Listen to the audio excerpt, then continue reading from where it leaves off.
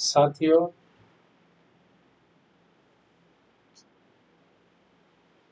पहली वीडियो में मैंने लोगों से आग्रह किया कि ज़्यादा से ज़्यादा लोग मेरे चैनल को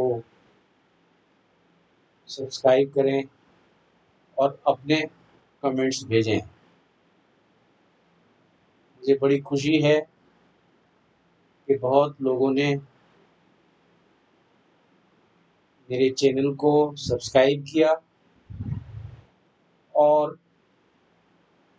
अच्छे कमेंट्स भी भेजे, क्रिटिकल एनालिसिस किया, जिसके लिए मैं उनका आभार प्रकट करता हूँ। फिर मैंने सोचा कि इसी तरतामे में मैं कुछ अगले विषय पर अपने विचार प्रकट करूं और लोगों के विचारों को आमंत्रित करूं। आज का विषय है कि सरकार ने डीएनटी कमीशन के बारे में जो टाइम पर अपॉइंट किए, उसकी वास्तविकता क्या है। मैं आपको बताना चाहता हूं कि सरकार ने 2003 में रेनके कमीशन अपॉइंट किया। कुछ काम करने के बाद कमीशन को कोई खास हेडवे नहीं कर पाई, इसलिए उसको दोबारा रिकंस्टिट्यूट किया 2005 में और कुछ काम करने के बाद उसकी रिपोर्ट सबमिट हुई। इसके बाद तीसरी बार भीखूराम दाते की 2015 में कमीशन बिठाई और उसमें सरकार को इन लोगों के सुधार के लिए सिफारिशें कमीशन ने भेजी। लेकिन शायद आपको ये मालूम नहीं है कि सरकार किन कमीशंस की रिपोर्ट को क्यों मानती है। सरकार उस पर तभी अमल करती है जब देखती है कि उसके पीछे किसी तरह का प्रेशर है, लोगों में अशांति है, लोग फॉलो अप करते हैं और सरकार को अपनी सरकार चलाने में परेशानी होती है। लगता है कि भाई इस प्रेशर ग्रुप को तो कुछ देना पड़ेगा। लेकिन डीएनटी लोगों का किसी तरह का कोई प्रेशर महसूस नहीं किया सरकार ने और इन रिपोर्टों को एक रद्दी की टोकरी में डाल दिया।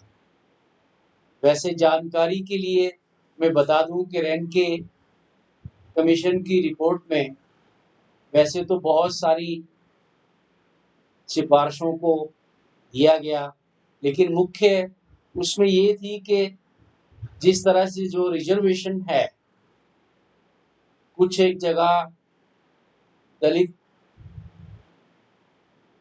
लोगों के साथ उनको सम्मिलित किया, कुछ जगह ओबीसी के साथ सम्मिलित किया, अदर बैकवर्ड में किया। लेकिन 70 सालों में इन लोगों को किसी भी तरह से कोई फायदा नहीं हुआ, ना शिक्षा के तौर पर, ना नौकरी के तौर पर और ना ही पॉलिटिकल के तौर पर। आज की डेट में 15 करोड़ जनसंख्या होने के बावजूद पॉलिटिकली अवेयरनेस नहीं है किसी में, और सरकार ने किसी तरह से कोई भी सोशल इकोनॉमिक सर्वे भी नहीं किया इनका। बड़े हैरानी की बात है कि कास्ट बेसिस पर सेंसस भी 1931 के बाद नहीं किया। अब इनके क्या कारण है? सरकार ने अगर इनके बारे में कुछ उत्थान करना है तो जो तरीके हैं उनको नहीं अपनाए हैं। और इस बीच इन लोगों की लाचारी कि ये लोग किसी भी तरह से सक्रिय नहीं हो पाए, और आने वाले समय के अंदर भी ऐसा लगता है कि जब अगर इनमें जागरूकता नहीं होगी तो कोई किसी तरह का उनमें सुधार होना मुश्किल है।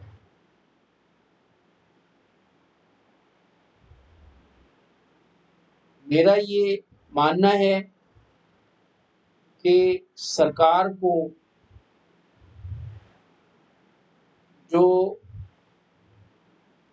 नेशनल रिसोर्सेज का अनइवन डिस्ट्रीब्यूशन है, एक बहुत बड़े तबके को वंचित रखा गया है।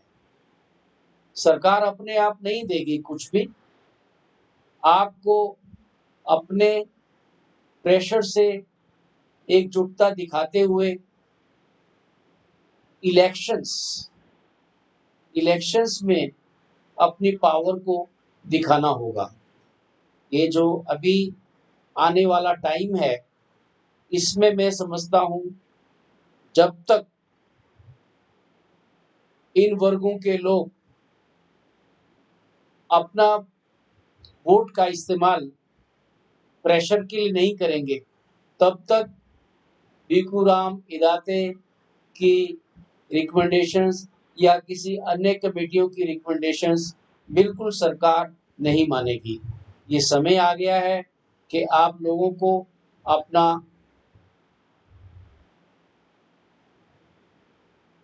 जो इच्छा शक्ति है इसको स्ट्रॉन्ग करना है और कुछ निर्णय लेना है जिससे आपका आगे का आने वाला भविष्य तय होगा। इस बीच ये बताना बहुत ज़रूरी है कि इस संघर्ष में आज़ादी के बाद से ही पंजाब, हरियाणा, राजस्थान, दिल्ली और यूपी, इन जगह से कुछ एक कास्टों ने, जैसे सांसी, भेड़गुड़, बाजीगर, बावरिया, गडरिया, इन लोगों ने काफ़ी संघर्ष किया। यहाँ तक कि एक रोनकी राम बाजीगर जो पंजाब से हैं, बाजीगर कम्युनिटी से, उसने प्रदर्शन में भूख हड़ताल करते हुए दिल्ली के जंतर मंतर पर अपने प्राण त्याग दिए। और निर्मल सिंह निर्मल जो वो भी पंजाब से हैं, इन्होंने भी जिंदगी भर संघर्ष जारी रखा, लेकिन इतना बलिदान देने के बाद भी लोगों में जो जागरूकता आनी चाहिए वो नहीं आ पाई। इसके लिए अब ये समय है कि आप सब एक बैनर के नीचे आए और अपनी समस्याओं का समाधान ढूंढें। ये बहुत ज़रूरी है। Thank you. मैं समझता हूँ कि आप मेरी इस बात पर अमल करेंगे।